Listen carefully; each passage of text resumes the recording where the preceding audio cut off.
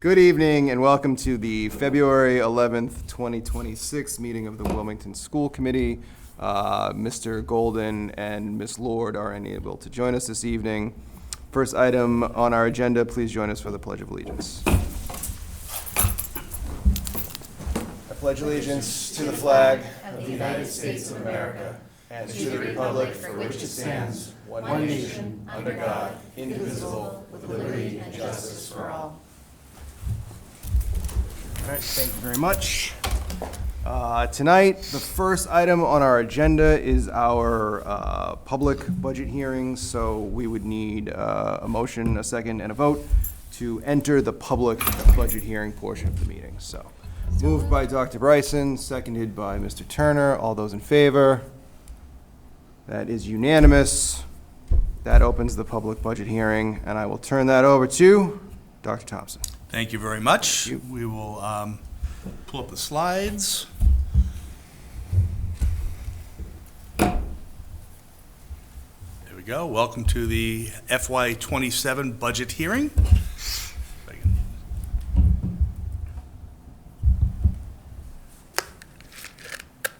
Okay. That computer. It's not liking. Oh, here it is. Okay, thanks. Nope. Well, you gotta aim it over there, that computer. Oh, we gotta aim it over there? Or maybe not. Nope. Go with next. And can you drive through? Next slide. We'll do it the old-fashioned way. Okay, so this budget has not changed at all since the recommended budget. So we're looking at a FY27 total budget of $54.3 million. That represents a $2.55 million increase from FY26, our current year, and that percentage of increase is 4.94%. Here you can see, and again, these are the same. Personnel services, an increase of 3.43%. Contractual services, an increase of 1.51%, and that gives us our total of 4.94%. Note here that this incorporates and takes into account $300,000 of contingency aligned with our contractual obligations. I believe that is coming from free cash, but that is outside of this current budget, and a commitment from the town manager. Next slide, please. So this budget was developed with the following in mind: ensuring the district is positioned to provide for student needs. Conservative additions were included. Majority of personnel asks provided for mandated services. Cognizant of the tax increase that is facing the town and approaching building project tax increase, as well as anticipated changes in federal and state funding. We are mindful also of the continued growth of instructional programs, including curriculum updates, career pathways, and improving course offerings. Next slide, please. The major budget drivers, and again, most of these are mandatory contractual obligations. You all know that last year, the district settled 4 union contracts. We do see our increase in transportation costs, but then, as we voted on at the last meeting, by extending and using the 1-year option, we've minimized that increased cost potential. Staff changes from contractual service to employed by the district, specifically occupational therapy and athletic trainer. Increase in student needs, we see an increase in special education, English language learners, and the need for therapy services. Since our presentation of FY27 recommended budget on January 21st, the following developments have occurred. The town manager has presented the FY27 budget, including the school budget, to the select board on January 28th. And we continue to monitor retirements and other personnel changes to see an increase, if we can increase our flexibility in this budget for next year, FY27. Looking a little deeper into the salary changes, you can see that step and lane changes accounts for $548,201. New positions, salary changes, replacement reductions, that's $1,214,047. Longevity, a cost of $12,070 for a grand total of $1.744 million. And that, again, represents 4.29% of the total change in our budget. The leadership team has built this budget with a close eye on enrollment forecasting. Again, occupational therapists needing to add that. Again, that's part of the therapy piece. It is mandated service, one position there. Certified occupational therapy assistants, that's in blue because those are part of the positions that we added this year when our contractor decided that they were going to retire and moving them into this budget, and we worked with the town to do that. Increasing staffing at the high school of adding one business teacher, supporting the new schedule, rising student requests for courses, as well as expanding career pathways. Behavioral intervention, and again, that's going to be shared between our two pre-KK buildings. Often what we see is students who come in who are having adjustment problems to a full day of school. This will be an extra set of hands to help handle that. Athletic trainer, and again, right now it's a contracted service model. That model is being phased out. We would like to be ahead of that reality. So that is added. It also gives us a little more flexibility in how we schedule and how we, and increased benefit to our student athletes.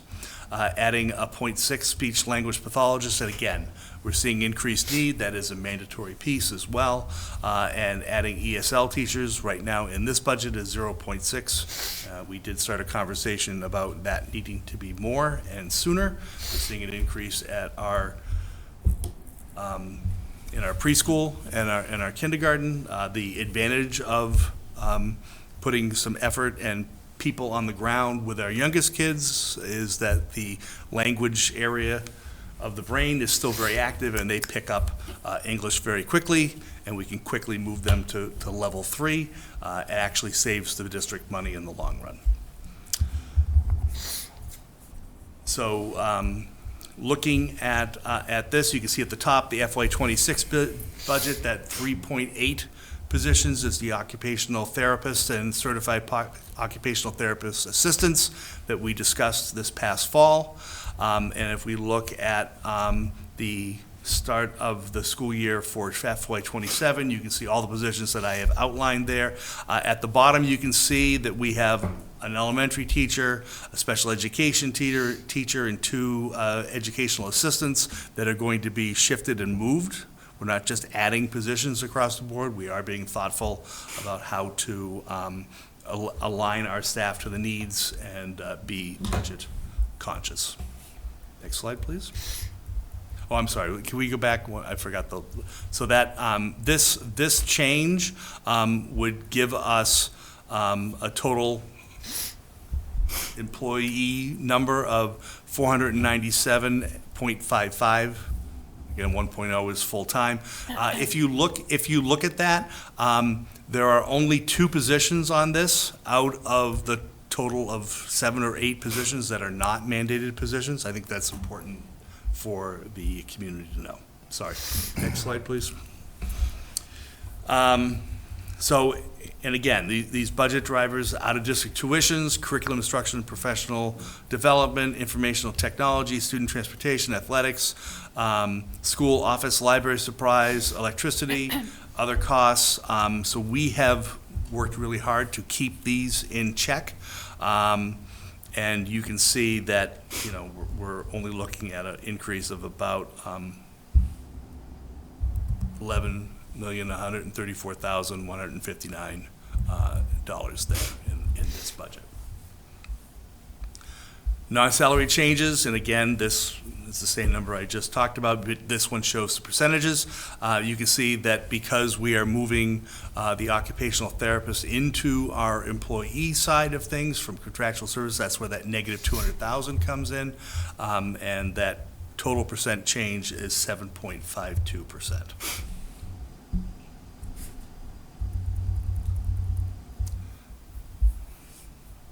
Okay, so with 4 collective bargaining agreements taking effect in FY '26, increased personnel costs, the district faced these challenges, service levels in critical areas such as student support services, instructional interventions, transportation facilities, maintenance and technology infrastructure. This plan represents prudent fiscal management by meeting contractual obligations and maintaining current educational service levels and ensuring the continuity and stability for our students and staff.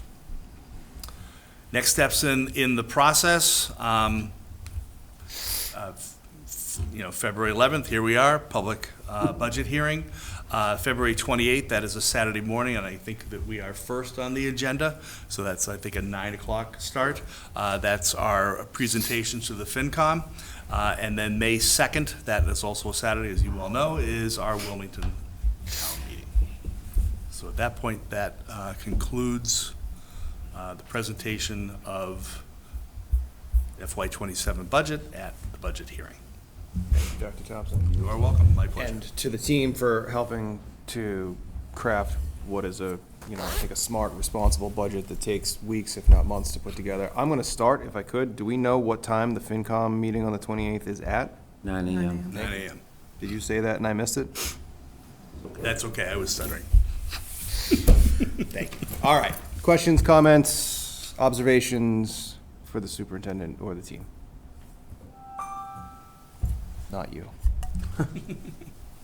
Mr. Isom. I just want to comment on the $300,000 that the town manager is going to be pulling from free cash to help fund the contractual bargains that we signed this year. Sure. And for the next 3 years. So he mentioned that in the town meeting presentation, that this is the intention to do this for the next 3 years. Yep. And I just want to comment that this is something that I think we need to obviously keep an eye on and look at, and work with the town over the next 3 years to think about how we're going to roll this into the operational budget. Because I don't think it's considered generally good municipal finance to be financing salary and contracts from free cash. That's not really what it's for. And so that we want to be thinking about, and of course, in 3 years, after we funded this, we're going to have another set of contract negotiations, and we'll have a new contract with additional raises. And again, we have to be thinking about how we sustain this and how we finance this on an ongoing basis without dipping into free cash. So something just to think about over the next 3 years before we have the next set of contractual bargaining sessions. Great point. Thank you. Dr. McCauley. Just a comment. So just want to thank Dr. Thompson and Mr. Simmons for putting together this budget. I think it's as fiscally prudent as it can be in a very challenging year with the new contracts and everything like that. And we were able to add a little bit more services too. Just something that I don't know if our elected representatives are listening in. I've been on this committee every 3 years, and every 3 years special ed keeps going up and up and up. And we do need to support these kids, but we do need more help from the state. This is very hard for local governments to do this when it's changing and it's going up every year. I know the state has a lot of revenues coming in with the millionaire's tax. I would like to see some of those go towards special education if possible. Thank you. Questions, comments? Mr. Chairman. So first of all, I do want to thank again all the folks, particularly Mr. Simmons and Dr. Thompson, and our partners at Town Hall. Mm-hmm. And to follow a bit on in a slightly different direction to that comment, one of the questions we did get from FinCom last year was more of an observation / question. This can't keep going up at this rate. This isn't sustainable with the increases to special education tuitions and transportation. Mm-hmm. And so part of what I might suggest for when we present to FinCom is to highlight some of the conversation we had at our last meeting, I believe, when we reviewed the SEAM budget and talked about how we and other towns are working with that organization to try and enhance their capacity, because that's a more affordable way for us to provide the right support to some of our students. And so those types of efforts are ones I think they will like to hear, mm-hmm. that we're making those efforts to try and enhance our ability to use those services and those services to provide what we need. That's the type of thing that really does help. SEAM is the most affordable way for us to address some of those needs. And if we can expand that, that does help. And so that's a way to to mitigate some of what Dr. Mercaldi was mentioning. If the state doesn't, those are the types of things we can do to try and be more helpful as well. So I think that was a good comment from Ms. Elliott in that last meeting as well. So thank you. Thank you, Mr. Chairman. Okay. There is a public comment portion of the public budget hearing, so public comments? Hearing none, I think it's safe to conclude the public budget hearing. We would need a motion and a second and a vote. Mr. Turner, you looked like you had a Motion to approve the budget or formally here, or this is just the hearing because we already approved the budget? That's right, we just have to exit Okay. the, Then so moved. Mr. Turner moves Be that we helpful. conclude the budget hearing. Dr. Bryson seconds. All those in favor? That is unanimous. Thank you, Dr. Thompson. Again. Thank you. Thank you.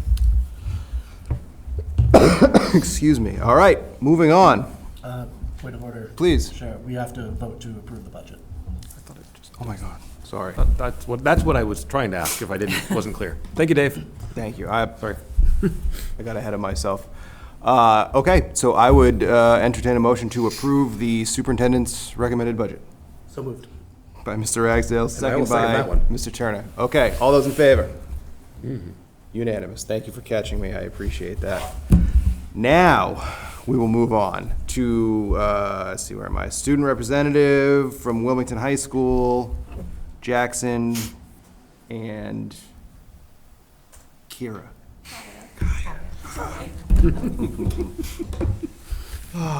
It's not, this is not my night. It's okay. Jackson is the only one listed on our agenda, That's so also we true. apologize for that. Welcome and thank you. So yeah, hi, I'm Kaya, And I'm Jackson. and congratulations to the January Students of the Month, Emily Hall, Mason Voner, Maeve Kennedy, Abigail Envilgenstein, Mark Holleran, Diana Ahmed, Rui Yang, Nolan Enskak, and Kelsey Morrow. They were nominated for their collaborator mindset and work responsibly and productively as a team to help achieve common goals. Another big congratulations to the Wilmington Robotics team for finishing in first place with their partner in the competition. The middle school teams finished 4th and 5th overall out of 23 teams, and the high school team finished 3rd.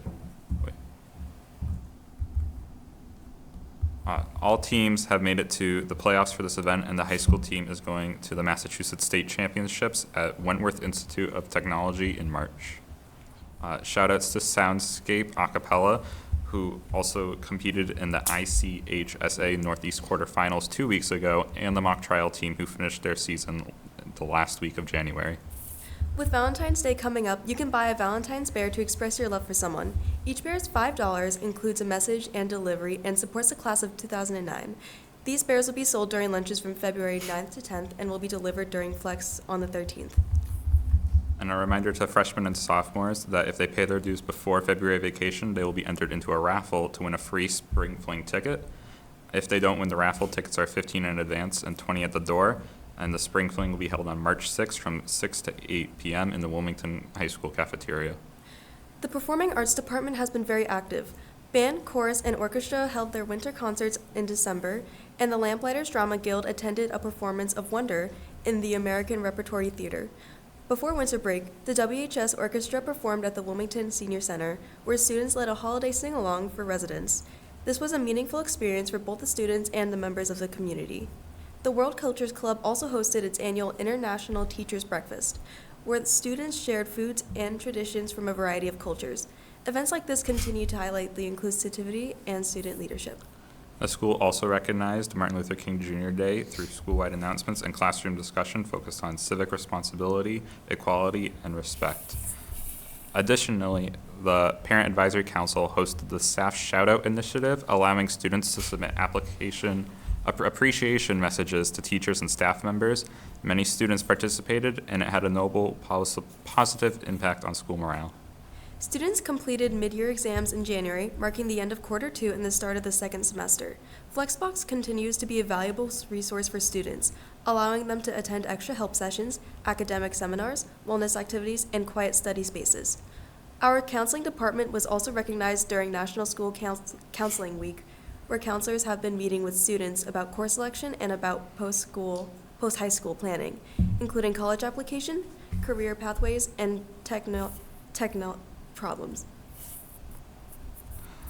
As we enter the second half of the year, students are preparing for upcoming events, including February break, Wildcat Week, MCAS testing, junior and senior prom, and the start of spring sports. Seniors are also finalizing their internship or capstone project proposals, for their senior exploration, which are due by March 2nd. That's it. Thank you very much. Questions, comments? Mr. Chair? Thank you for all of it. I could comment on all of it, but certainly just the way it started with, you're talking about robotics and soundscape and mock trial, just that diversity of different sorts of experiences is very cool. And then with the robotics, the high school team in first place is amazing. The fact that the middle school is also competing with other high school teams and came in 4th and 5th is fantastic as well. It shows that that program is still doing amazing things. So all very good updates. Thanks. Well said. Okay. Thank you both very much. Thank you. Okay. Moving on to the consent agenda with no objection. I'm going to take this just ever so slightly out of order and start with approval of Cooperstown baseball field trip April 2026 with Mr. Ingram and head baseball coach Matt McManus. Gentlemen, good evening. Thank you for joining us.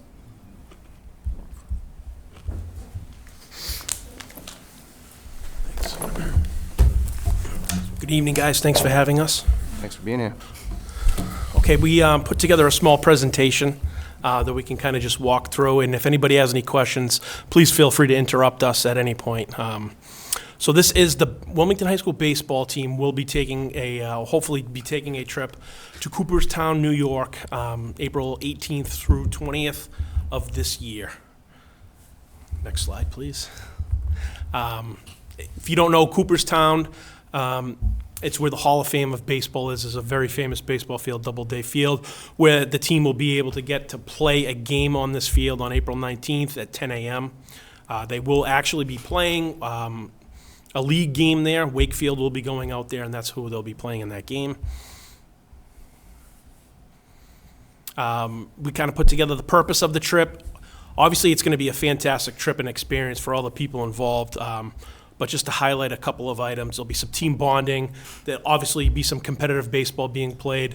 Celebrate the game's history in Cooperstown, New York, the home of the Baseball Hall of Fame. There's tradition, there's teamwork, and there's memories. And I think we put together an itinerary where they'll be able to walk around, visit the Hall of Fame, and all those really, really cool things.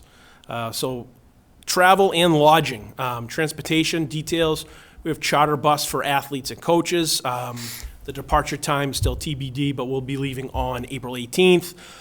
The housing, we have reservations at the Hampton Inn. I hear the pool's fantastic. And the chaperone supervision will be the 4 baseball coaches. Here's the itinerary put together by our great boosters group. Kind of walks you through what it looks like from departure at Wilmington High School all the way when they depart New York on their way home for Wilmington High School.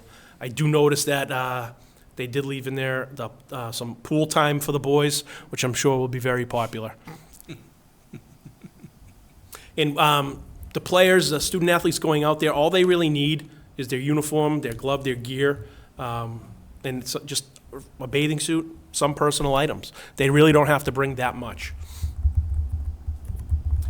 Obviously, something that we'll be talking about with our baseball coach, and he'll be talking about with the baseball community and the kids is, we talk a lot about representing Wilmington High School, and this is a great opportunity for the baseball team to step outside of the state and represent Wilmington High School at Cooperstown, respecting teammates, respecting staff. Obviously, they'll have to follow all of the school rules and the MIAA double rules, even though they'll be playing a game in New York. The fun stuff, the estimated payment is right over $7,000, and the hope of the Boosters Group's been so helpful with us is to raise $5,000 and to have a charge around $135 per player. Obviously, if more money or funds are raised, that per player charge will go down. There's a trivia night that is planned. Are we still taking tables? I think so. So if anybody feels like they know their stuff, book a table. I know that the baseball group, the baseball boosters, they've worked very, very hard at kind of organizing the fundraising and some of the smaller details about this. So if anybody's interested, please reach out, and we'll put you in connection with the proper people. So is it all baseball trivia?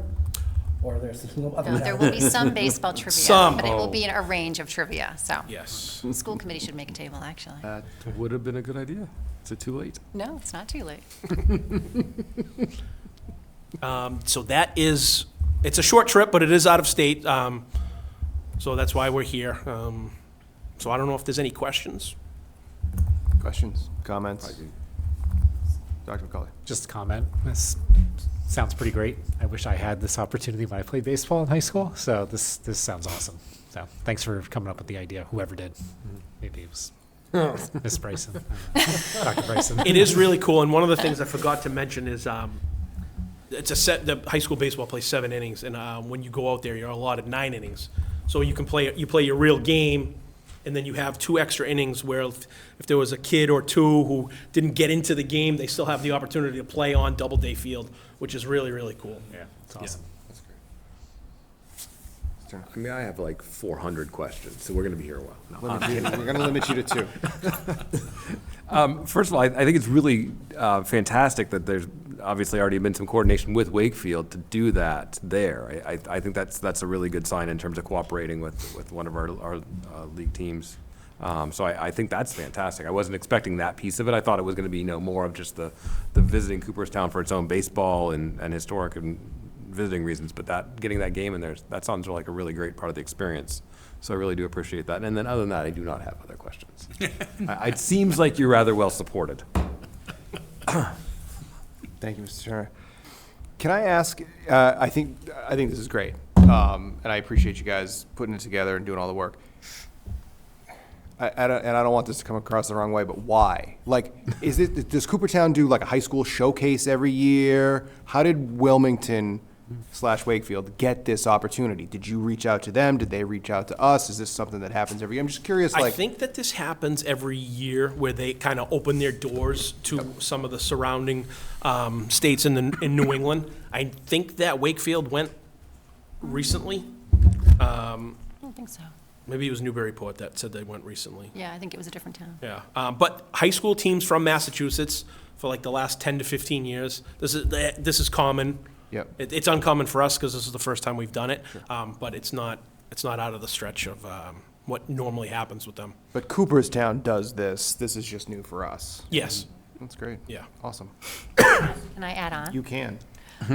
So I'll start by saying those who are baseball players know that the Cooperstown trip when you're 12 is a very, very big deal, right? And so if you're in Little League or you're in a club team, to go to Cooperstown as a 12-year-old is very, very big deal. They have it's a huge business there. They have tons and tons of fields in a couple of different locations, but the most famous one is called Dreams Park.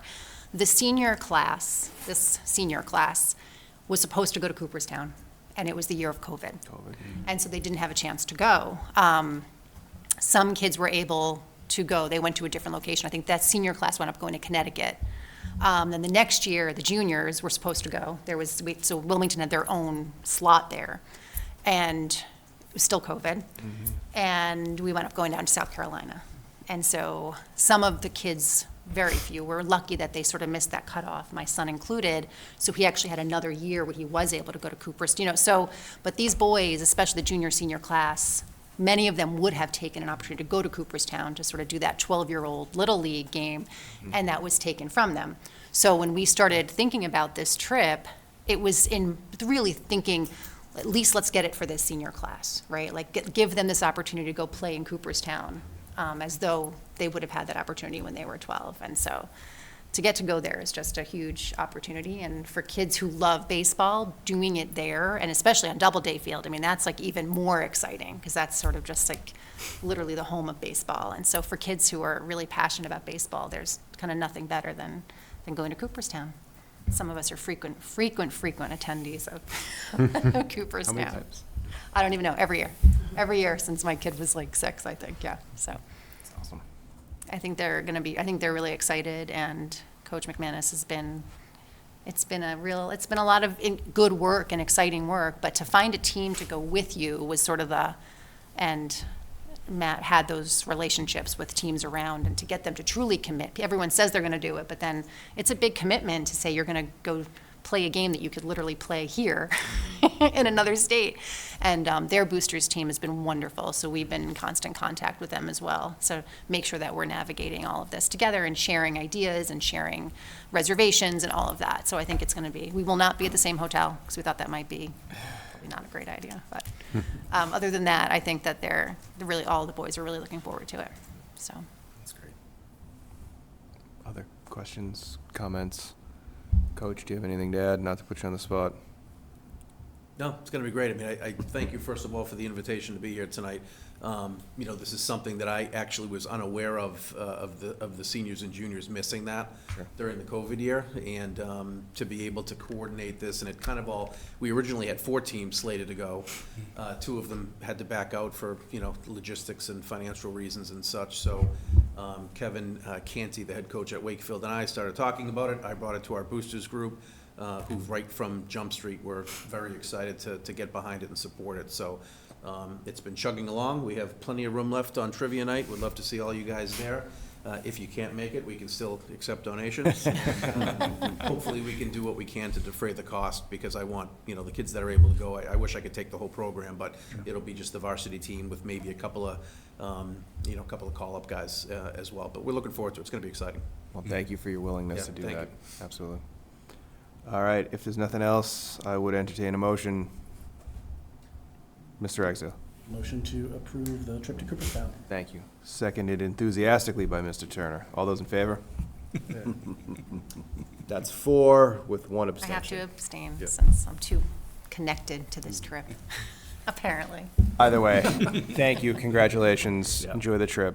I will not be attending. My wife refused to sign the permission slip. Thank you, guys. Appreciate your time. Have a great night. And you just called her out on TV. Smart, Thank you, very guys. smart.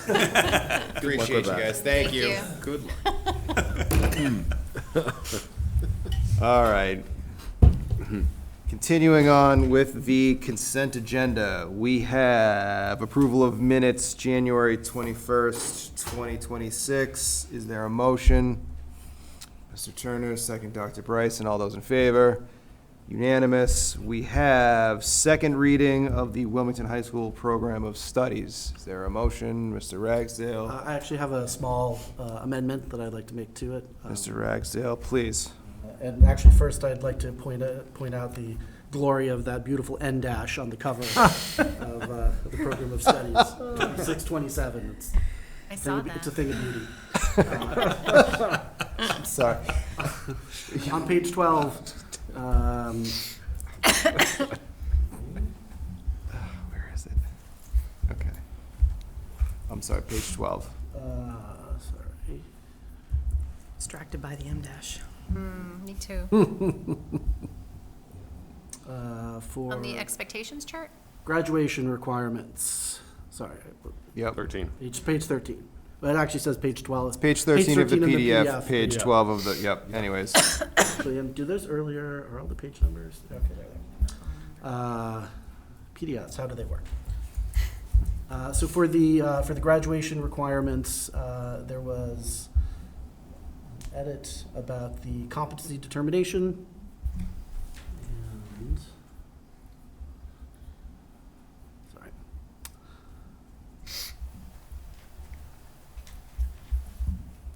There's a line in the first sentence that says all competency requirements. This is something we changed from MCAS competency in the previous previous one. And I would just like to change that to state competency determination requirements. which is more accurate. Because competency requirements is a little bit generic and vague. What does that actually refer to? Say it one more time, state competency. State competency determination. Because the competency determination is the part of the statute that is the state requirement. Okay. And competency determination should both be capitalized. Understood. Got that? Okay. Thank you, Mr. Ragsdale. Okay. Are there any other comments? Sorry, I should have asked on the program studies. Okay. Move to approve as amended by Mr. Turner, second by Dr. McCaldy. All those in favor? Unanimous, and you'll pass that on to Ryan. I will pass that on to Ryan Thank you.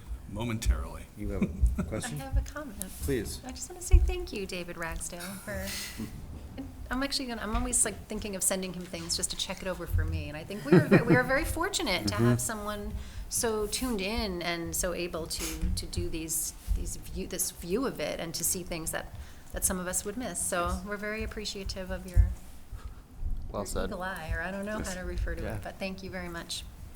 Thank you. Thanks. Okay, that is minutes, program studies, coops down. So that brings us to warrants. We have revolving 40 through 43, local 69 through 77, food service, FS2, and also 39 through 44, circuit breaker 13, 14, special education 41 and 42, and payroll January 28th, 2026, and February 11th, 2026. Is there a motion? Mr. Ragsdale, second Dr. Bryson. All those in favor? Those are unanimous. Thank you. Concluding the consent agenda and bringing us to Dr. Thompson and the superintendent's report. All right, well, thank you very much. Just a few things. First, quick update on the Wildwood project. Last evening, we had our monthly building meeting, updating the progress on the project. At this point, what is actually happening is that all of the consultants who were brought in to do testing and to bring data to inform Dora and Whittier in doing the detailed design process is kind of where we are. So that was reported out. There is a plan to do kind of an executive summary of each of those reports. They are geophysical engineers, environmental engineers, people who have degrees in hydrologics and water moving around sites and things along that line. But all of that goes into creating a very detailed design that has to be presented and sent to the Massachusetts School Building Authority, MSBA, for approval of that detailed design. So that's kind of what is in process at this point in time. That detailed design, or as they call DD, is due on or about March 20th. Our next meeting is the 17th, and we will get some more information at that point. I think it's important to note that all of those tests and holes that were dug and soil samples that were taken and air samples that were taken are all within normal scope. There are some obviously adjustments that were made, in the design, but it is moving along as scheduled. So that is the report there. And sadly, Mr. Simons is going to be leaving us at the end of the year. We have posted for a director/superintendent of finance position. We did post both as director and as assistant superintendent. I believe, if my information is correct, last year it was posted as assistant superintendent, which basically you would need to have two certifications, one to be a school finance business manager and one to be an assistant superintendent. So we're kind of casting one giant net at this point in time. This is a difficult position to fill. We have a few applications, but we are looking at them pretty much daily, and we don't really have any qualified candidates yet. But we are hopeful that we are going to get that. When we do get qualified candidates, I have discussed with our staff that we need to be nimble and quick and act on that, because if there is somebody out there, there will be many districts who are looking to hire. Currently, we have posted in several locations beyond School Spring with the Mass Superintendent's Organization, the Mass School Business Organization, and in the HR Directors Network, and we will look at some other options as well. I was also going to mention robotics, but someone stole my my thunder earlier, Jackson. But I do want to recognize their work, congratulate all of them, but also I want to take a quick second to point out the hard work and the dedication of the advisors of the robotics team, Marlene King, Ed Kaiser, and Charles Ronchetti, I believe is how we say his name. But congratulations to them. We are rooting them on in the next aspect of the competitions there. Athletics is also having an incredible season.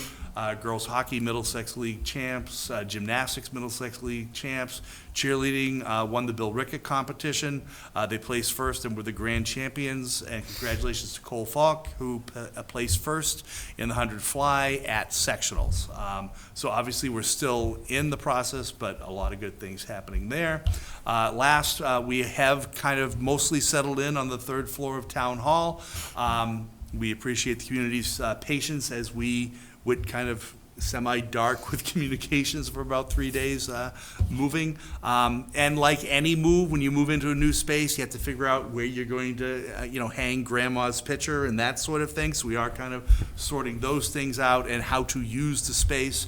We're starting the process of making sure that we have everything that we actually want out of our old spaces at the Roman House and the Art Center. Eventually what will happen is once we determine if there's reuse for the furnishings that are in there, is that we will need to surplus that back to the town, and maybe some of the town departments could use some of the materials in there, and then kind of go from there. So that is the end of the superintendent's report. Thank you very much. It's a beautiful building. Hopefully the public is. will come over and visit us. Yep. Questions, comments on the superintendent's report? Mr. Turner? Two quick things. So further to the Wildwood building project, there wasn't a abutters meeting that followed last night's meeting. And that was well attended by the abutters, and it was largely focused on how their space will interact with the building space in the longer term, what sorts of fences and screening from a planting perspective would be put in place. So there was a lot of good work and good conversation between the building team, the designers and the construction team, and even the expert. The design team has an expert on landscaping who's a contractor they use. And so that was a really good meeting. And part of what's also going to happen is, as we get closer to construction, there will be a wider meeting held for both all of the abutters in the wider neighborhood, not just the direct abutters, but also for the staff in the building, also for parents in the building, also for the community at large, just to walk through the construction process and how people will be kept up to date. When the construction's ongoing, there'll be a web page that has a weekly update of ongoing activities, so people know what phase we're in the construction and all those sorts of things. So they're gonna do that. There'll be the main meeting right before construction starts, but then ongoing updates throughout it as well. So that's something to look forward to, and I think a really good aspect of the project as well. And then I do also want to say thank you to Mr. Simons. It's been a pleasure. And we look forward to the rest of this year, but certainly really appreciate working with you so far. Thank you. Thank you. Mr. Eisen? I wanted to, also give a recognition to, in addition to Marlene King, but to Julie Kim, who's the other advisor for the high school robotics team, and because the two of them have done a fantastic job. And then one other thing that I wanted to mention about the school building committee meeting is that something that we heard last night, and I've seen it before, but it's something that I think is worth pointing out for the committee knowing, is that the project was designed and budgeted in a sense with sort of the worst case conservative outlook. That we're going to assume we're going to need to do everything, and if it turns out we don't need to do some things, okay, but great, well, we won't do them, we won't spend the money, but we have the money there. And there are a bunch of cases that I've seen that before. There was just a simple one that we were told yesterday, which is that they have to do a hydrant flow test. It's literally just testing the fire hydrant and basically say, like, is this good enough that it'll cover the building? Sure. Or do we need I think it's a fire pump for the project? And it was kind of pretty obvious that it would be. It was. It passed all the tests. No fire pump needed. And the OPM had actually mentioned that just like, oh, so we didn't even have that in the budget. And Doran Whittier just jumped right in and was like, no, we had that. We basically said, until we know for sure we don't, we're going to assume that we might have to. And so that's in the budget. So I think it's just worthwhile understanding for people to know that this project has been designed and budgeted in a way to really try to keep any surprises from showing up. And that where things happen that, you know, if it's not the worst case, then there are really good opportunities for us to save money by things we didn't have to do, but that we were careful to budget in case we did. Thank you. Thank you. Dr. McCall. Actually, I have a question for Mr. Turner, based on his comment. So I thought it was great that there's going to be kind of meetings with larger butter groups, parents, staff. I was wondering if those could also be expanded to students, because the kids are very curious about what's happening to their school and everything like that too. That's a great point. And so to that Fontaine, one of the things, the construction firm, one of the things they do is they have a program where they try and, it's two different sides of it. One, they try and maintain the space for the children while the construction's happening, but they also try and have some engagement with the kids to help them understand, you know, what's going on and show them some of the interesting parts of the construction project. And so they do have a plan and a program for engagement with students. It's a very good point. For particularly the 2 years of kids that will be in there while it's under active construction, for sure. Okay, great. Yes, Thank you. Thank you, yeah. Yeah. Did Yeah, that is common where they will come in and they will visit and they will talk with the kids. You know, they normally do a topping off ceremony where they put that final piece of steel on. Previous districts that I've been involved with projects have had kids all sign the steel and then they watch it get put into the building and such. So, yeah, they tend to do a lot with the kids. It starts after the ground starts moving, kind of thing, but yeah. Okay, thank you. You're welcome. That's a good question. Great. Okay. Thank you, Dr. Thompson. That brings us to the regular meeting version of public comment. Okay, hearing none. We can start new business. Our one item on the agenda this evening is the draft 26-27 school year calendar survey review and examples. You want to kick us off? Sure. So we did send various things around. So the outreach committee did send out a survey looking at different responses. So we had 1,280 responses, which is a pretty good sampling. And you can see there that 69% were parent and guardians, 27% were staff members from Wilmington here, and then, you know, parent, guardian, and staff is that other little slice in there. Next slide, please. And then, you know, you look here, you know, the majority is looking at preferring a start date of August 26, 58.4%. You know, 35.9 is talking about September 2nd. It is kind of an early Labor Day, but you'll see what the results of that is when you look at the calendar on the other side. Next slide, please. And you know, and again, you know, 69.4 is a similar question, but asked a little bit differently. There is a preference to start before Labor Day.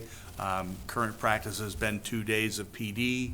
Kids come back Wednesday, Thursday, Friday being a no school day for everybody. And I think the next slide refers to that. Yeah, so that Friday before, and again, 67.5 definitely would prefer to have the Friday of Labor Day weekend off in that scenario. Next slide. The Wednesday piece, the Wednesday before Thanksgiving, 20% prefer no school, 72.6% prefer an early release day. The advantage of an early release day is it does count towards your 180 days. It is a shorter day, so it doesn't necessarily count for the hours, or, you know, a full day of hours, but it does count as a day. You don't have to make it up at the other end. If you took that Wednesday off, you would have to add a day into the calendar someplace else. Next slide, please. So traditionally, I guess Wilmington has had Good Friday as a vacation day or a no school day. And you can see that the results there are not quite as definitive. So 25.7, have it as a vacation day. 27.3, have it as an early release day. The thought there is that if there were religious obligations, people could go in the afternoon on a Friday. At 32.2%, have a preference for having a full day of school on Good Friday, and 14.8 have no preference. Talking about early release professional development, 39.5% prefer that it is kept on a Wednesday. Friday was the second place with 32.3%. No preference was 27%. And then you can see that we have single digits for Monday, Tuesday, and Thursday.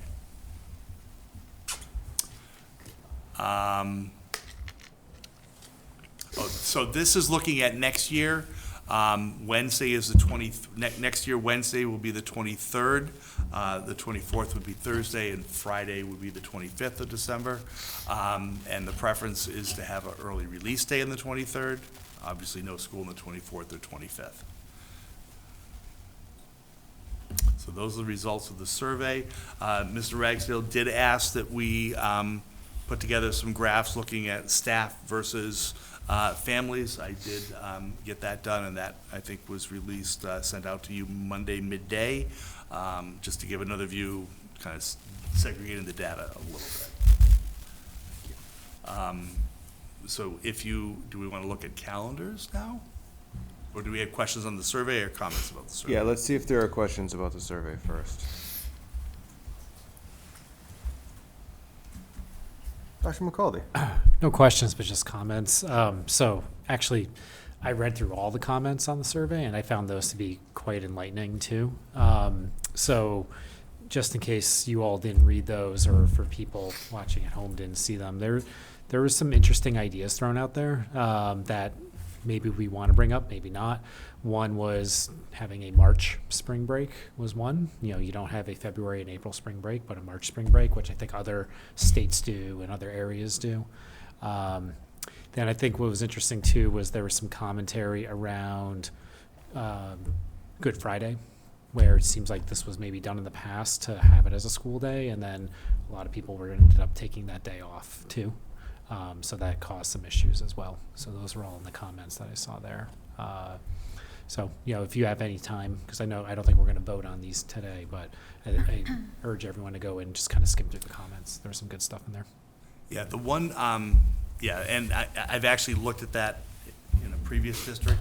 The one challenge is if a district goes to March, and you're the only district that goes to March, and the people who work for you have an April and, their kids are off April and February, it gets to be a challenge. Yeah. That's kind of why, I know other districts have looked at it and come to that conclusion that, unless we can have all of our teachers live and work in Wilmington, it does become a bit of an issue. And you still have the state holidays on those Mondays, so you just would have shorter 3-day weekends, but.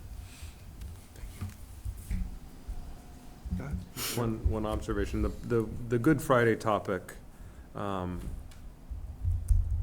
I think the global results point one direction, but the part when you break it out by staff versus parents, the part that's a little bit concerning with making a change is that there's a third of the staff that says no school, which implies that a fair number of them might ask for a day off if we have that day as a work day, and then we have a challenge with staffing. So since it's not, I actually thought the results might be a little bit more strongly to either have it as early release or to have a normal school day. Mm-hmm. The fact that the results aren't particularly strong in that direction, in some ways I defer to keeping it as is, at least for another few years, in light of that. And then there could be further follow-up perhaps with the teachers, maybe just a general conversation with the union. Is that a preference because other school districts are doing it and the kids are off of teachers and so they would have childcare issues? Or is it a religious topic for them? Or is it just that we've always done it that way, we like it? Because then we could maybe have some different conversations about, okay, how about in 2 or 3 years we make the change and just give people time to get used to the idea or something like that. So I was thinking we might, especially with the question about when to start this year and the issue potentially late in June, that this might be the year to drop that as a day off. But I'm a little bit concerned with that number of teachers saying no. If it was 10% or 15 of the teachers said no school that day, okay, fine. But the fact that it's a third's a little concerning. So that's just the general thought on that particular day. Thank you. Other questions or comments on the survey itself? Sorry, Oh, just no, please. one other thought question, and apologies if you don't have this answer. The high school sports and band, when do they typically start? The high school sports. In band camp, when do they typically They are start? waiting for your calendar. But they do start before the end of August. He asks me regularly, is it Okay. done yet? Yeah. Yeah, okay. so, there is, I want to say, you can start official practices 2 weeks before, I think it's 2 weeks before, so it gets to that middle of August piece. Sure. And, for those of you who have had high school students who play sports, you know that your summer basically ends around August 10th, no matter how you when school starts, because they have practices, and we're not even talking about captain's practices before that. But yeah, usually that second week, third week of August is when practices will start up. Okay, Band camp is the week before the start of school. okay.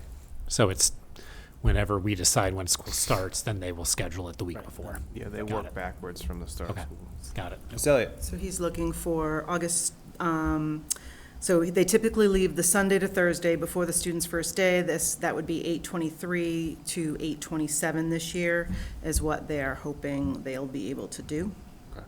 but Okay, thank you. not sure. Okay. Dr. Bryson? So I'm looking through the different versions of the calendars, and the start date, so I'm leaning towards starting just before Labor Day, the way we normally would, even though I know Labor Day is later than usual. For that reason in particular, I'm thinking those sorts of things might be a little tricky. Band camp would then get pushed back, which then pushes I think people have already started to book summer camps, and so I'm a little bit nervous about sort of really, that's a major, and I know it doesn't feel like a major shift because we normally start around the 26th or 27th, but it is a major shift because we're literally coming back 2 weeks earlier, right, or 2 weeks ahead. So I'm just a little bit concerned about that. My other thought as I was looking through it, and David may have more information on this, but the end dates don't look as, when I saw it structured like this, I was like, oh, the end dates don't look as bad as I thought they would look. Based on the survey question. So if we do the 31-1, which would be typical, right? So 31-1 would be PD, kids come back on the 2nd, 2-3. That means our last day with no snow days is the 15th, which is pretty good. And then I'm like, but we could have all those snow days, which brings us to the 23rd. But the 15th as a traditional end of school feels like a pretty good time to end school, right? So it didn't look quite as late as I was anticipating it to look. And so now I'm kind of in this position of, well, it might be a little chaotic to actually start the week before, 2 weeks before Labor Day. John? Yeah, I thought the survey results were going to come aligned with what you just said. And it's interesting, the teachers are 72% the week earlier, Yeah. and the parents are even over 50%. So combined, it's in that 60-some-odd% range. So this is one of those places where the results there do lean the other direction than what you said. And part of what would be interesting about doing that would be it would give us some flexibility the following year to be open to, do we leave it there as a way to create flexibility at the end of the calendar longer term? It's a rare opportunity to move it that direction, and then potentially it stays there. If we're gonna do it, this would be the chance to do it. If we don't, then we don't, that's fine, but it does create an opportunity. And I do agree, I didn't think the 15th, 16th timeframe would be the end date with such a late Labor Day. But I'm trying to really lean into the survey, because there was such a large number. I was actually kind of surprised. 397 staff is 80%, give or take, of the staff, which is a high survey result to get. Thank you. Thank you. Mr. Exo.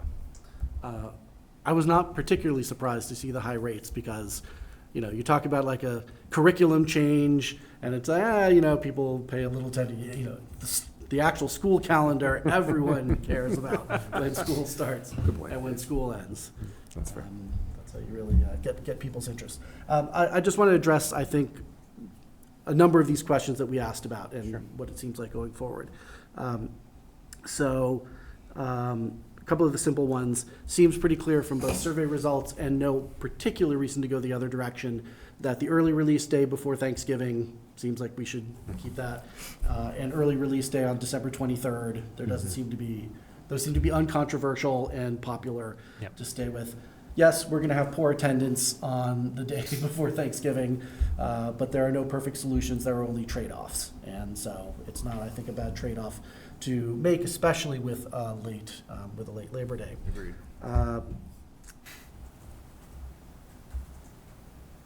So those are pretty simple.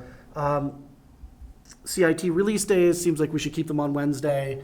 There was no groundswell of support to change them from what they are, and so it makes sense to keep them where they are unless there's a good reason to change them. And I think that that's, broadly speaking, where I would come at a lot of this, that unless there seems like a real reason to change what we're doing, we should kind of just continue to do what people are accustomed to and have gotten used to, balancing their schedules around. And that's going to influence my thoughts about the start of school and sort of which week we go there, because I'm of the same mind as Dr. Bryson that I think that once I saw the actual end dates that we were talking about, because what went out into the survey had talked about like, oh, well, if we start on September 2nd, then school is not going to end until like they're in a range of the 21st to the 28th. And I'm not sure how that was calculated. Maybe that was also considering a 2-week, Christmas vacation. But based on what we're looking at right here, it's just not nearly that late. I think a lot of people probably, might have looked at that and just thought like, wow, that is way too late in June. But the 15th or maybe a couple days after that is, I think, a pretty reasonable time to get out. And I really do have concerns about people's expectations for summer camps. I know that there are people, I've also read all the comments as Dr. McCauley did, and there were definitely people who were basically just like, we've already signed, like the summer camps have already been signed up for, and it's like, we're going to be in camp. It's like, it's either lose the camp and so forth, or not be there in school. And similar concerns, I think, for band camp and for school. There's just, everyone works, generally speaking, on that week before Labor Day.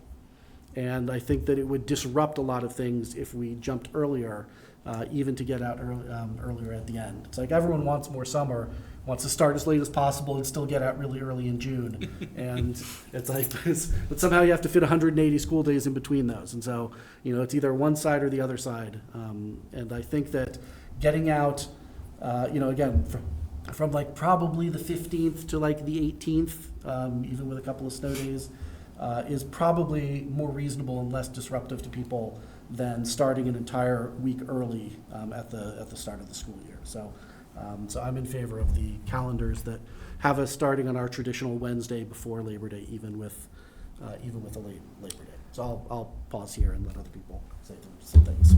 So that I'm clear, those are versions, for the packet's sake, 3 and 4 is what you're talking about. Yes. Thank you. Mr. Turner, you had your hand up. I just realized something I didn't look up before the meeting. I meant to. Sure. We previously approved a Europe trip, I believe, for June of '27. And if we did, I was trying to remember what dates that was for. I know there's a window with those. I'd have to go back and double check. It would have been end of last year, would have been one of the packets, one of the meetings then. Sure. Yeah, so I'll go back and look for that. Austria, Yes. Sound of Music. Yes. Cool trip, right? You got the dates for those? You do have them? Yeah. Yeah, please. Hold on. Thank you, Jackson. We got them like last week. So. Okay. If only we had someone who was signed up for that. We were planning to go on that trip. we can go back to that. Thank you.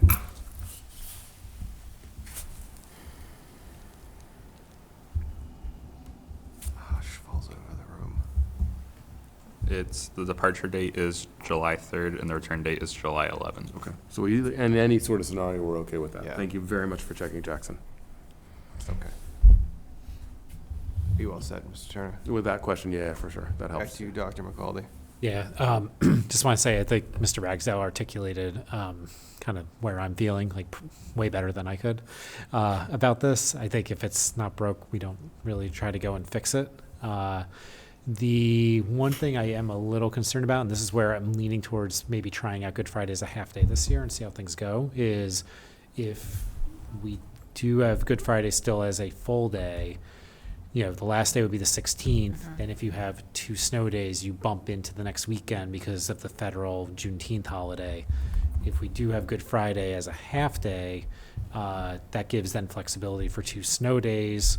Then we bump into the Juneteenth federal holiday, and then, you know, even if we have a lot of snow days, you're still looking at the 23rd at the latest, where everyone gets out.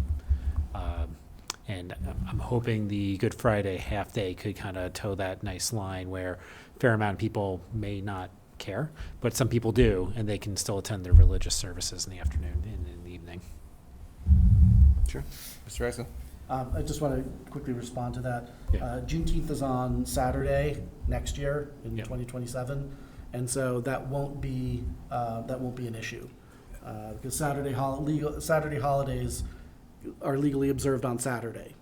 Oh. Sunday holidays by law have to be observed on Monday, but a Saturday holiday does not have to be observed on like the Friday beforehand.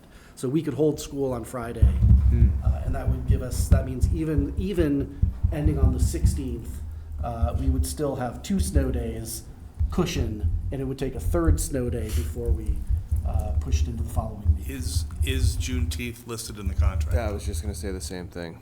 Yes. It might be Yes. spelled out in the, it might be a Right. contractually. So if it's listed in the contract, you have to give them the holiday.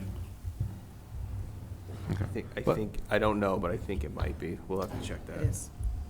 Okay.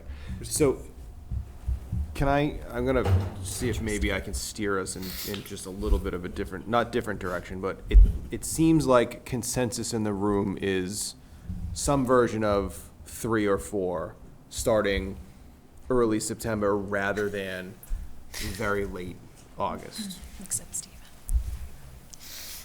I can hear consensus too. Yeah, so, yes. What I'm sort of wondering about, thinking about is other things that we haven't maybe talked about or addressed, or like, for example, Good Friday is a full day, a half day, a no day. Like, I guess I'm wondering if we're at a point where we feel like one of these 2 versions is the version, or if there are things that we need to see now. And Mr. Ragsdale, I might be stealing your thunder a little bit, and I'll apologize in advance. Generally, we do a first read, a second read, sometimes a third read, fourth read, fifth read. I recognize that the community is eager to get this information. I also want to make sure that we do it right, not do it quick. Not to say that we can't do both, but, so I guess I'm wondering from you guys, is there other versions of this that we need to see before we feel like we're ready to make a decision? David, you had your hand up, go ahead. Yeah, and that was because I did want to express some thoughts that Ms. Lord emailed to Thank me, you. just since she can't be here. Sure. And there were 2 things that she'd mentioned in her email, which was one, a half day on Good Friday as possibly sort of a compromise between obviously no school or full day, and then also using June 18th to have school if needed based on snow days, although it appears that might be a contractual issue. But before the contractual issue came up, supporting that idea of being this Friday the 18th. Sure. Thank you. Wonder though if I wonder if the staff would actually want it at that point, extend the year. Dr. Bryson? So yes, I am in support of those last 2 versions. My only hesitation is to Stephen's point earlier.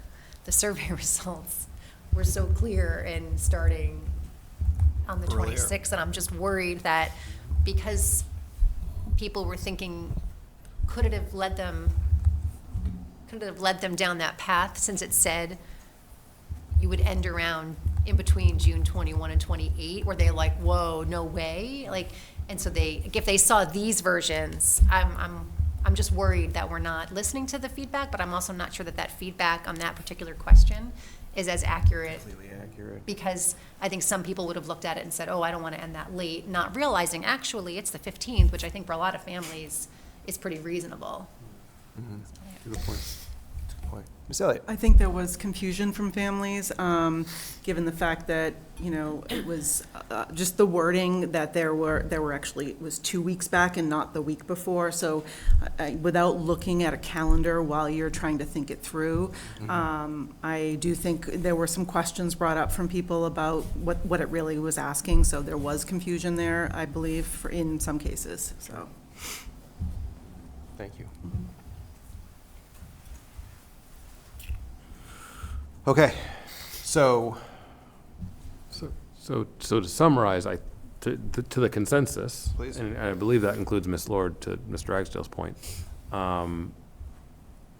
Options 3 and 4, with one of them becoming whatever, 3A or 4A, 4B, whatever, to cover the idea of a half day on Good Friday. Yep. Becomes the 3 options we might look at in a second read. And obviously, without talking to Mr. Golden, knowing what his particular thoughts are, getting his thoughts next time as well would be helpful. Maybe reaching out to him in between to just say, if you're super enthusiastic about the 26th, we should know that before we get to the meeting next time. Might be my suggestion. David, Jen? Just on the Good Friday question, I think I'm leaning towards having a full day of school on Good Friday.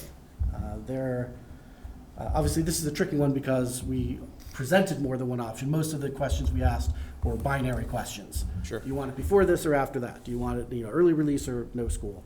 And so this is a little muddier to sort of figure out, what is the community's desire. But there were majorities among both staff and parents to have school of some kind, whether it's an early release day or a full day on Good Friday. And I think that we need to also really remember how difficult early release days are on working families. And I kind of think that we've spoken of making a commitment to try and reduce the number of them. And there are some of them that I think make sense. I think people understand day before Thanksgiving, day before Christmas break, last day of school. Sure. And, they sort of begrudgingly accept that we have CIT days where, there's curriculum development and professional work. Conference days, things like that, yeah. Yeah, and early release for conferences. But kind of just having an early release day, I don't know, it feels like we should to me, I think it's just like, look, we either don't have school on that day or we have school, but I don't really see a good reason on March 26th, 2027 to have an early release day. Sure. And I think I would support just having school. And I know that there were, of course, a substantial number of, especially staff members, a minority, only a third, but still a third is in itself still a large number, who expressed a preference for that. But that's really is a far cry from saying that, like, we're going to need to find substitutes for a third of the stuff. And I know Mr. Turner did not say that all of them would, and acknowledge that, like, obviously you have a preference, and then some portion of those may feel it strongly enough to ask for a day.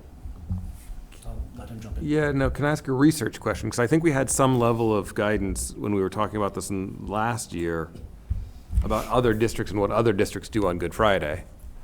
And so I guess the question would be, maybe this is an Andrea question, Mr. Armstrong, the districts that have it as a school day, what was their absence rate for teachers? Because if they were in the 25 to 35% range of absence for teachers, one, that's indicative, not conclusive, but indicative. And two, we all kind of fight for the same pool of subs. And so if 3 towns around us have the day as a school day, and they're at 25% out, and we come in with 25% out, getting enough people in the building to actually cover in terms of subs could be really problematic. So maybe to your, I fully understand where you're going with that point, Mr. Ragsdale, but if we can at least have some level of idea, I think we had the list of districts that didn't have it, or had it as a school day last year.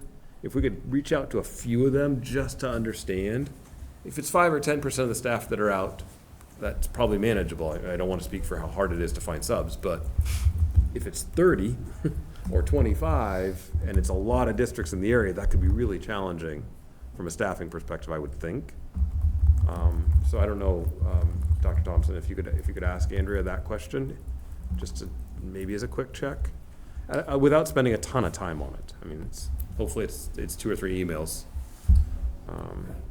Mr. Turner, sorry to paraphrase, we're gonna ask Andrea for essentially teacher absence rates in nearby districts with Good Friday as a day off. Or as a school day. Yeah, last year, just to get a sense of it, because I don't want to walk into a minefield and have us have school that day and have, 100 kids at each school in the cafeteria for the day because we can't get enough staff in the building. Sure. That would be kind of a worst case scenario, I would think. So at least make sure we're being cognizant of that. Yeah, Dr. McCauley? Yeah, I'd just like to make a comment on what Mr. Ragsdale said about Good Friday. And if we do the half day, at least a lot of working parents have the CARES option. If we don't have any school that day, then there's no CARES option. So I definitely agree with Mr. Ragsdale, like having school full day is the easiest option on working families for sure, right? Because then you don't have to utilize CARES.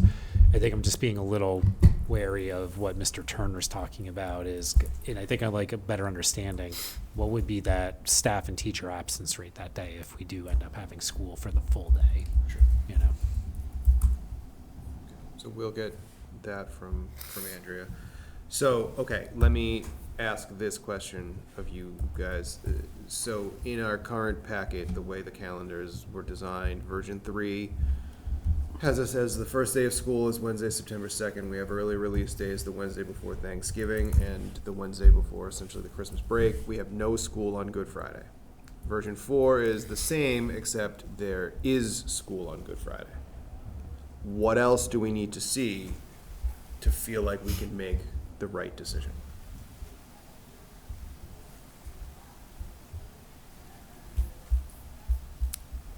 Well, an early release, no? Sorry. So, Because we have right, one day off. that would be one, just the one with an early release day? Yeah. So we don't have that, I mean, at this point. That would be 4A, I believe. Right? Because 4 has it as a full day, and in terms of counting days, having it as an early release day would count the same way as that calendar. Yeah, so we'll call it 4A is Good Friday half day. This is better than a couple years ago when we got to calendars Z and ZA and XY as our Quite a different few. options, right? Yeah. Okay. Are there any other versions that we feel like we would want to see? Dr. Bryson? No, I don't have any more versions, but I'm just curious, I know Jackson, you won't be here, but do you have a sense as to what the students would prefer? I mean, I feel like they would prefer getting out as early as possible. So I feel like the 26 start dates, I feel like some of them, when they see that, they're gonna like scoff and groan, but I feel like as they get close, like further throughout the year, they're gonna be like, I'm so happy we're getting out, like in between like the like, was it like the 8th and the 16th, or like both of the ranges combined. So I feel like, because it's like that, it's like it's just like, because it feels like you're closer to like the end. So It's interesting because on one hand, your summer vacation ends sooner, but on the other hand, the next your one summer starts early. vacation starts sooner. But then band camp backs up even more. I guess, is that gonna be problematic? I mean, I don't really know, because they also do have to coordinate that with the camp, because I know band camp week is the week right after the regular like YMCA camp like When that leaves. ends. So like, because they still have like all the staff there from like the week before. So I don't know if that would affect that and how it would. And Ms. Elliott, do you have any sense? I know they're thinking it's going to be, They're waiting to confirm with them, so I can find out from Mr. Farrar what, if there's an option, Right. and if there's a conflict the week before that. well, it makes it easier for us, right? Because then if we're saying, oh, now can you do band camp the week of the 17th, 18th? They're like, no, we can't. Well, then that's going to help us, because we're going to say, well, then obviously we have to start on the 2nd anyway. Mr. Exel.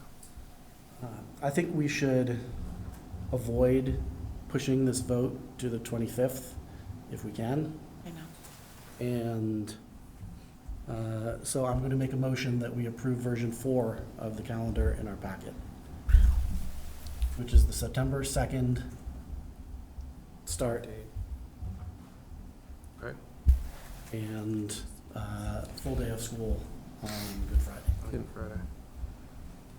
Is there a second to the motion? Dr. McCaldy will second. Okay, so motion made to approve version 4, seconded by Dr. McCaldy. Discussion. Point of order, point of clarification. We've traditionally done a couple reads. Is there a reason or a logic or requirement to having first read, second read, sometimes third and fourth reads? From a process perspective, that I don't know. I would suggest to you, requirement, no. Reason, sure, because we've often gone through multiple versions and reviews and discussions, so there's not, that I'm aware of, nothing that requires us to do a first and second reading. And then, actually, go ahead. And we know that, I mean, we do know this is later than we would normally do it, and people are waiting. I mean, we're feeling rushed, because the survey put us a little bit behind where we would normally have done this. And so I guess that's directed through you to David. Is this usually around, I thought we usually did it later in the year than we. I thought we were in March. Sorry? We've done it traditionally February, March, but it is an issue. Doing it that late has become an issue for a lot of people and camps, and I've heard a lot of concerns around it. Sure. I know a lot of other districts do it in November and get it done early for the next year. Dr. Thompson, Mr. Yeah, Exel. could I make a suggestion that might be a compromise between because there seems to be consensus over the start date, which I think is what people are actually kind of looking for right now. Mm-hmm. So if you could agree to the start date and then come back at the 25th and look at, the Good Friday option sort of thing, we'll dig a little deeper into Juneteenth, to get that answer, to figure out the end of the calendar.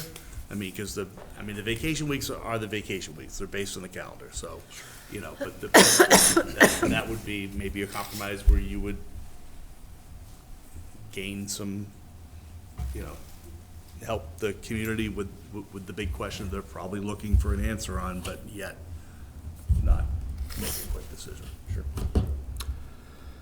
Mr. Exel.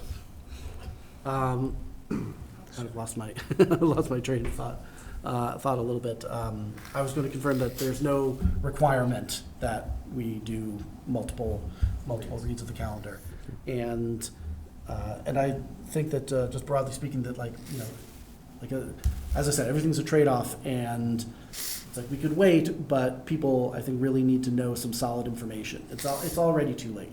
In other years, it's a little bit different. We've been able to get away with doing it later, because most years, based on our patterns, you can just look at the calendar and just pinpoint, that's it. That's it's the first day before Labor Day. Fair. It's within just a couple of days of how it's been the year before and the year before. And so that pattern has made it easy for people to plan. And it's because Labor Day is the latest that it can be this year, that people, don't feel that they can plan. But we really probably should be, as a matter of course, doing the calendar earlier than we have been. But that's why it hasn't kind of been a problem in recent years. It's just been too predictable for people to worry about it. Thank you. Go ahead. To Dr. Thompson's point, the start date is the most critical piece for people's planning. Could we approve that and even effectively approve 4 with the open question of what we do with the one day in March as a follow-up item, if we could revisit that at the 25th and say, okay, is that a full day or half day? Would be the only question to answer at that point in time. It doesn't change anything else in the calendar, other than the last day, obviously. Excuse me, no, it doesn't change anything else in the calendar, excuse me. It becomes a staffing question based on the research Ms. Armstrong does. So I don't know if we can amend your approval to say with the open question of, amend your motion, excuse me, with the open question of that one day, how is it treated? Is that a reasonable amendment to a motion? I don't know. Yeah, I like Dr. Thompson's idea of, let's establish the thing that's most important, where there's consensus and what people care most about, and we can figure out the last part a little bit later. So I support that approach. So we have a made motion and a second to approve version 4. So I'll ask the committee for permission to withdraw my motion, if there's no objection. Hearing none. Okay. Now, we need a new motion to approve a start date of September 2nd, 2026, and to revisit the, I don't know, the remainder of the calendar. But I think it can just be that simple. It's just like that we make a motion to set the start of school next year as Wednesday, September 2nd. For students. For grades For 1 students, through for Grades 1 through grades 12. 1 through 12, kindergarten starting the week afterwards, Which would be the and staff beginning on 31st. Monday the 31st. Okay. That's a made motion. Is there a second? Mr. Turner, did you get that? I know. Made a mess of that one. All right. Discussion. All those in favor?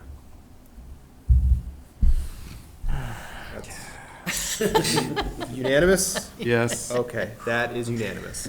Thank you, great discussion, and thank you for the suggestion, and we'll look forward to seeing a We few. will dig more into version 3 and 4 with some research on some other topics and bring back those two versions for the 25th to close the circle. Very good. That was well Thank shorter you. than some of our calendar conversations. Well, considering, yeah, absolutely. All right, that concludes new business. Bringing us to old business, an update on the new superintendent contract. So the committee will recall, we met about 10 days ago now, I guess, in executive session to discuss sort of the last sort of few lingering pieces of the proposed contract with Mr. Posca. I took the feedback from the committee. I spoke with Mr. Posca a few days after that, who agreed to our terms. And so, in your packet, you will find essentially the proposed contract for Mr. Posca between the committee and Matt to become the next superintendent. My hope would be that the committee would see fit to approve the contract this evening. I know there's a few of us that are missing. I know this has gone back and forth a few times, but I'm happy to answer any questions or comments you guys might have about this in the process. Mr. Turner? Only one, and I know there's no guarantee on the 25th about attendance and such things, but is it acceptable, appropriate to wait until that date so we have all 7 of us in the room together to vote? Or is it better to do it, is there a timing issue that we're trying to meet here with this? So what I would suggest to you is whatever you all as the committee deem appropriate is appropriate. My preference would be that we do it now, we get it signed, because the sooner we sign this, the sooner we can start onboarding and like getting him involved in things. We are gonna have to replace Kerry. Hopefully, Matt can be part of those conversations, right? He can start working with the committee. He can start working with Dave in the central office. Like, the sooner we do this, the sooner we can sign. That doesn't necessarily mean we have to do it tonight. If you guys feel uncomfortable, you want more time to review, you want the whole committee here, that's okay. I would suggest it's less than ideal. Okay, thank you. I appreciate the feedback. Sure. Yep. Of course. Mr. Exum. I think that we have a quorum, and this is the business of the school committee, that it's an advantage to the district to do this tonight rather than waiting 2 weeks, and so I think we should vote tonight. Sure. And the only other, just sort of caveat I would include, obviously, we all will have to sign, Matt will have to sign. He is traveling this week, so he is not available. He will, unfortunately, because New Hampshire's school vacation week is after hours, you know, he's gonna do his best to get down and sign it as soon as he can, maybe a couple of days, but the sooner we get it executed on our end, the sooner we can get it done, so. Okay. Mr. Exel. All right, then I'll make a motion that we approve the superintendent contract for Mr. Matthew Posca. Seconded by Dr. Bryson. Comment, question? You ready to vote? All those in favor? We will call that unanimous. Excellent, thank you. I want to just briefly extend my gratitude to you guys for not only helping with this, but the patience. I know it took longer than I would have liked, but we're there. So, Mr. Ragsdale, Mr. Turner. I want to thank you and Dr. Bryson and Dr. McCaldy, our negotiation team, for this contract, for all the work that it took to get us to this point. And it's more than it seems like it would be. It's a lot of time, and I want to thank you all for doing that. Thank you. And I second that sentiment. That's all I had to say. Thank you. All right, anything else? All right, we're in the home stretch. Subcommittee reports? Hearing none, correspondent, oh, sorry. I was looking down. Wow. That's on me. Mr. Ragsdale. Shout it out. It's like, yes, sir, I have one. In addition to the building committee, which, of course, the meeting you already heard about, we did have a meeting yesterday of the cell phone working group. Oh, great. So that work is proceeding as we're looking at some different options. We were looking and talking yesterday about some of the options involved in app-based, basically an app-based system. Sure. That involves kind of cards that where you tap your phone in and it immediately disables anything that is not whitelisted by the school. So it's an option that allows students to keep their phones with them and yet not be able to access things that you don't want them to access during school hours or even just during class hours. And there's a lot of different flexibility. It could be for the entire day. You have the ability to have possible passing periods or lunch as exceptions if you want. So we're looking a little bit more deeply into what that might entail for thinking about possibly piloting that. Excellent. Thank you. Other subcommittee reports? I just, quick note that the budget subcommittee has continued to meet and gotten very good support from Mr. Simmons and Dr. Thompson on budget process. That's been a very good process this year, so thank you. Thank you all for your work. I know we're not quite through the process, but we're getting there, so thank you. Okay, hearing no other subcommittee reports, correspondence? None this evening. Thank you, Mr. Turner. Future school committee dates and other notable items. Our next regular school committee meeting will be held on February 25th. We are going to meet at 6 p.m., starting that meeting and moving forward. We are going to leave it tentatively in the hearing room, the select board meeting room at Town Hall, though we learned earlier today that potentially the audio-visual setup might not be working by then for us. So location to be determined, 6 p.m. start time, and we'll get that information from the town as soon as we can. February 28th is the Lamplighter for a Day program, 9 a.m. to 4:30 p.m. for grades 3 through 8 in the high school auditorium.